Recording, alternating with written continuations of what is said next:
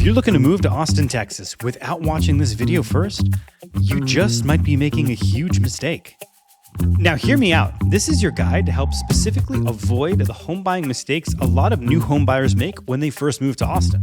What parts of Austin are too noisy? What parts have flood risks? Why would buying a flipped home be a mistake? Why should I bring a tennis ball on my property walkthroughs? Yes, a tennis ball. If you're ready to make the move to Austin, Texas, but you don't know the answers to these questions, you just might be making a huge mistake.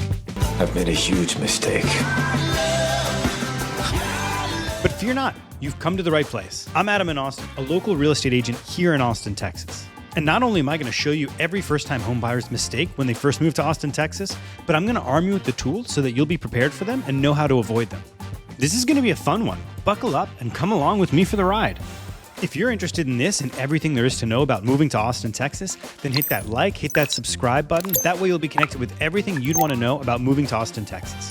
Doing that will connect you to my channel, and it's full of content all about Austin, all for folks like you who are interested in moving to the city of Austin, Texas. But for now, with all of that out of the way, let's jump into it. Now, first up, foundation issues. One could argue this information might be foundational for your move to Austin, Texas.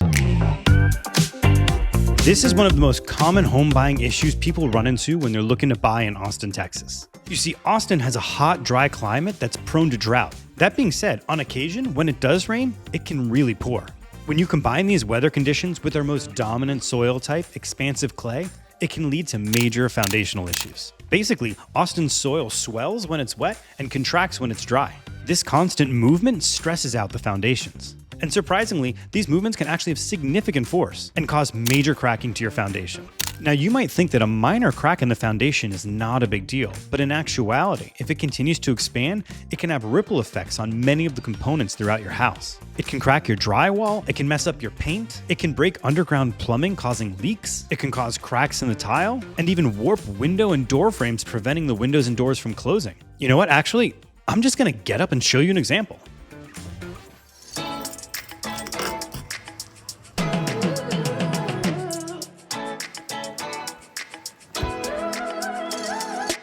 Foundation issues are really common here in Austin. So I'm going to show you an example right here. As I walk in this front door, you'll be able to see it right there. See that? It often takes place right in the corner of doorways or windowways, right there. You can also see it with cracks in the tile. That's another way to see it. Fixing foundation issues like this can cost tens of thousands of dollars and totally have a negative impact on the resale value of your home. Another way to tell is to try to close the door and see if it stays or if it just fades open on its own like that. See this door? I can't even close this door.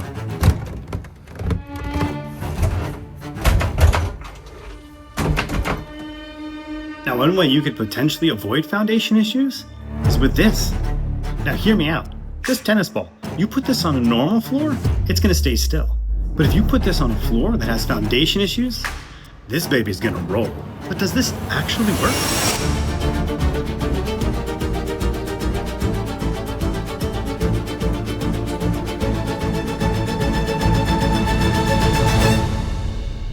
Turns out, if foundation is bad enough, this trick totally works.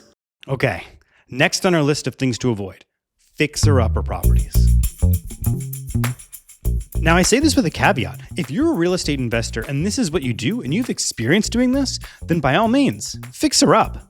But if you don't match that description, then I would avoid these houses as much as you can. I'm reinforcing the header.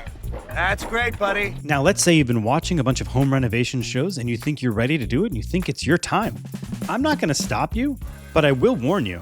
The low price tag on these homes could really be tempting, but there's a low price tag for a reason, and that reason is not usually in your favor.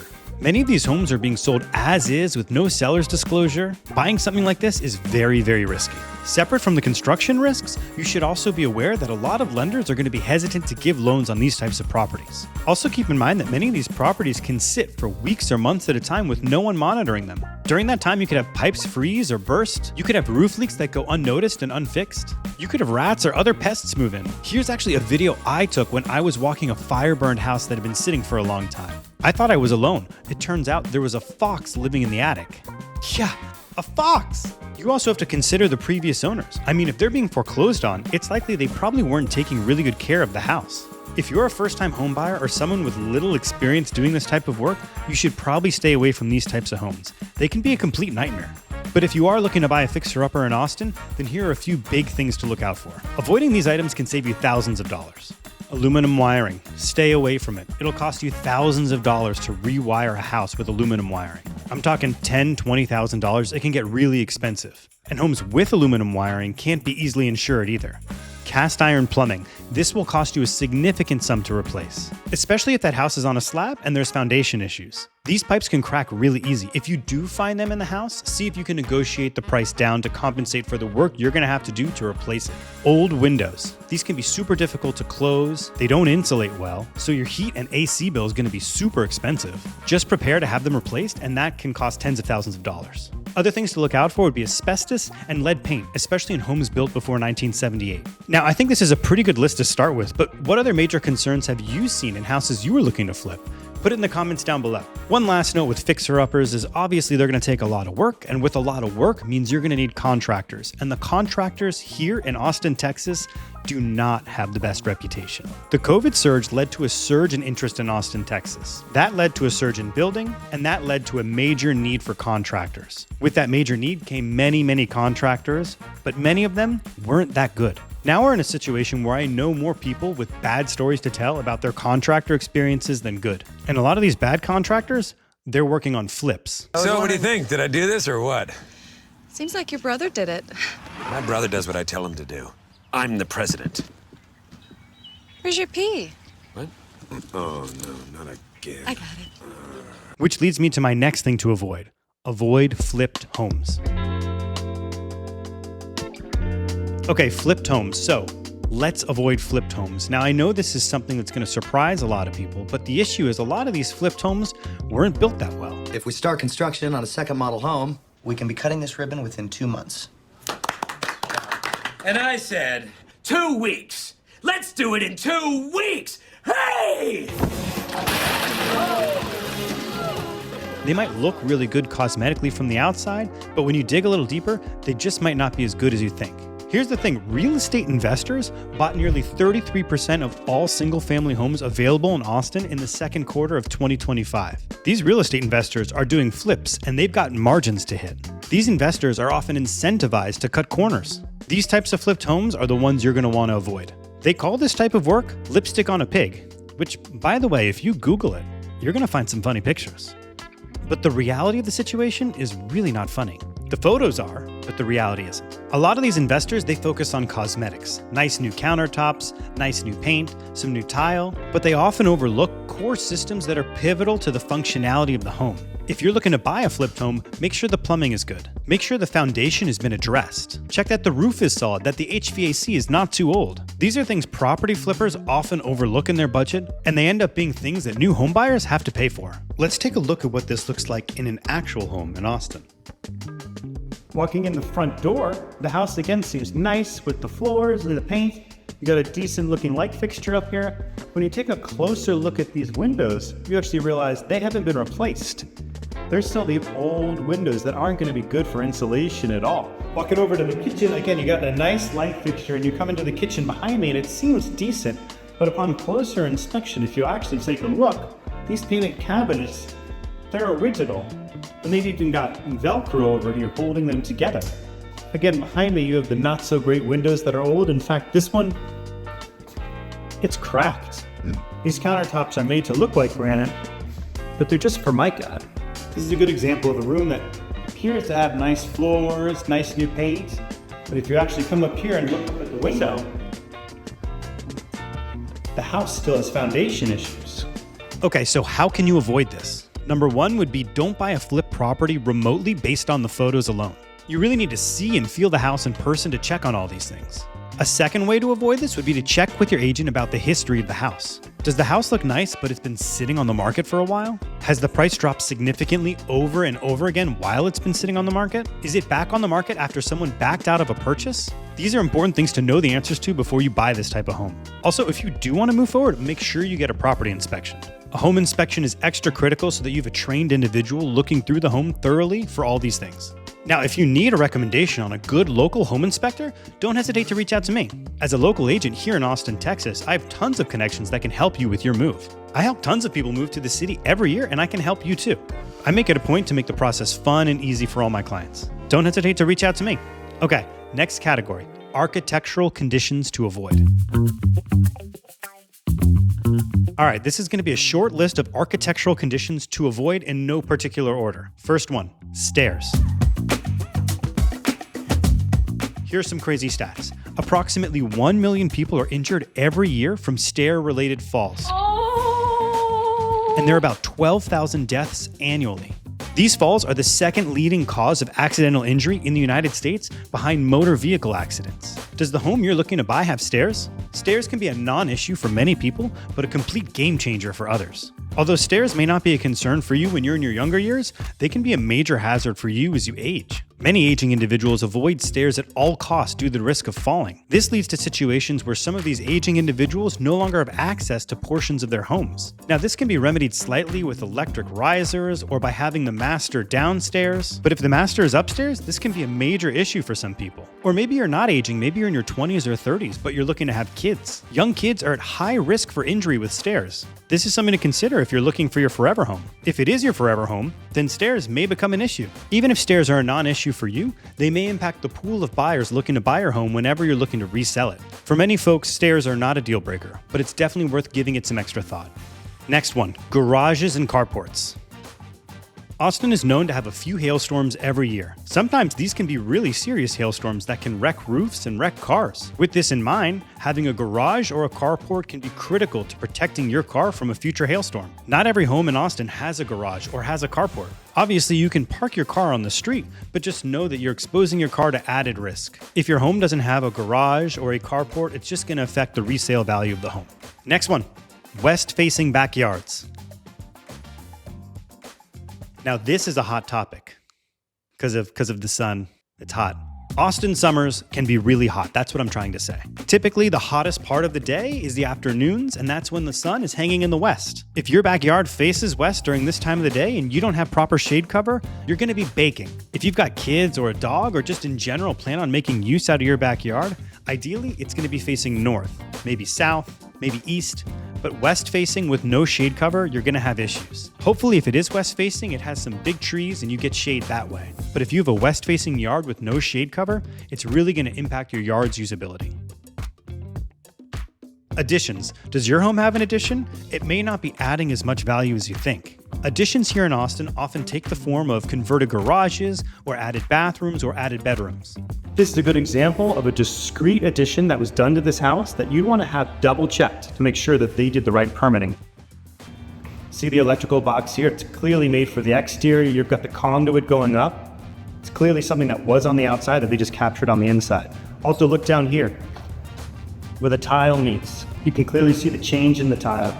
If you think your future home has something like this, it's imperative that you ask for proof of permits for the work that was done. Here in Austin, it's not uncommon to find beautifully flipped homes with work done without a permit. This can be a big problem when you try to sell your home later on down the line. It can also be a big problem with insurance claims. For instance, let's pretend that your home has an added bedroom that's unpermitted. When you go to sell that home and categorize it as a 4-bedroom home instead of a 3-bedroom home, you won't be able to justify this on the tax rolls. Appraisers can't include unpermitted square footage in the home's value, and therefore the overall value of the home may be way lower than expected. From an insurance perspective, insurance providers may deny coverage of certain areas of your home if the work there was done without a permit.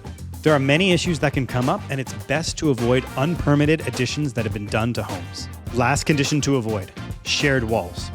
Sharing isn't always caring.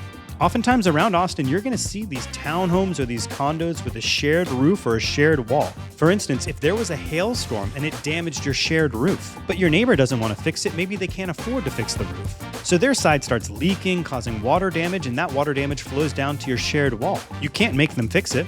What are you going to do? And ultimately, it doesn't make sense to fix your wall until you get the roof fixed. Even if there wasn't an issue, let's say you wanted to make some kind of major alteration to that wall, you'd still have to get permission from your neighbor or an HOA. With a shared wall, you're going to have less privacy and maybe even noise issues with your neighbor on the other side. And who knows what could be happening on the other side of those walls.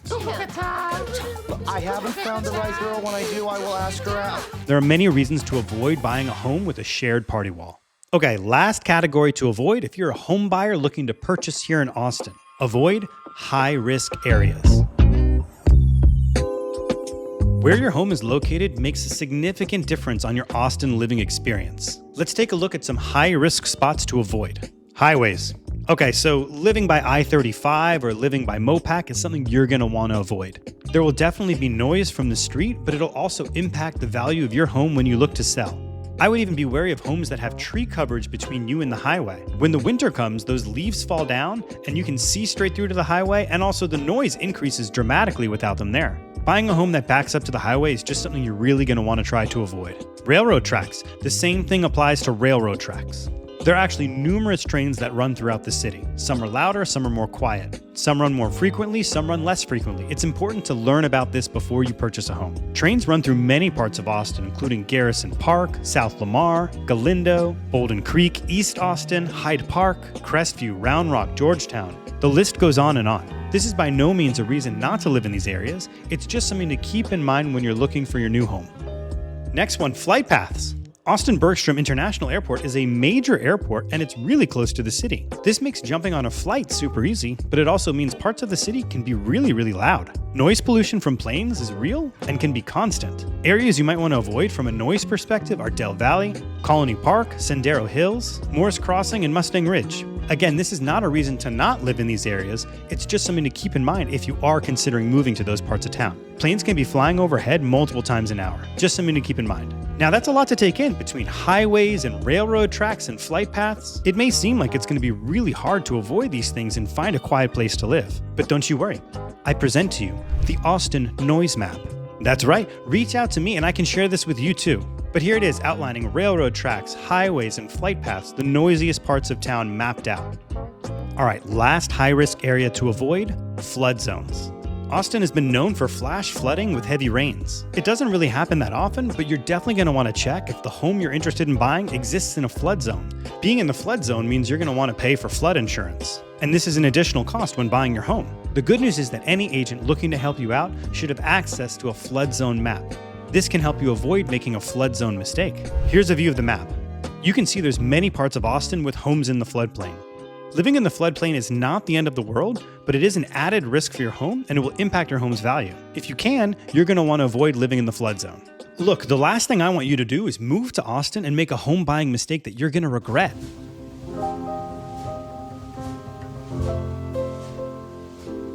The good news is that by watching this video, you're way ahead of the game. The even better news is that now after watching this video, you're one step away from being connected with an agent who can help make this whole process fun and smooth. With the right help, you can find a home that you're gonna love living in. And I'd love to be the guy to help make that happen.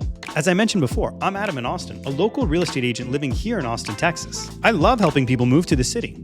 Below is my contact information. If you're considering making that move and want to work with a fun, no BS, insightful agent, then I'm your guy. Give me a call, shoot me a text. Let's make the magic happen. You know what to do. You grab that phone, you dial, you give me a call.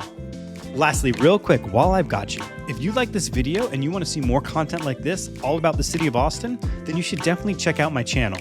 I've made videos explaining the entire map of the city of Austin, giving folks a clear picture of where to live. I've given in-depth house tours of some of the nicest homes in Austin. I made a video where I paddleboarded down the Colorado River just to show you where all the ultra-wealthy live in Austin. I covered upcoming developments that are going to change the entire skyline. I've taken you underwater to see what's at the bottom of the Barton Springs pool. I interviewed a Californian who moved here and then moved back. Basically, if you want to learn anything and everything you can about moving to the city of Austin, then my channel is the place to be. Check it out.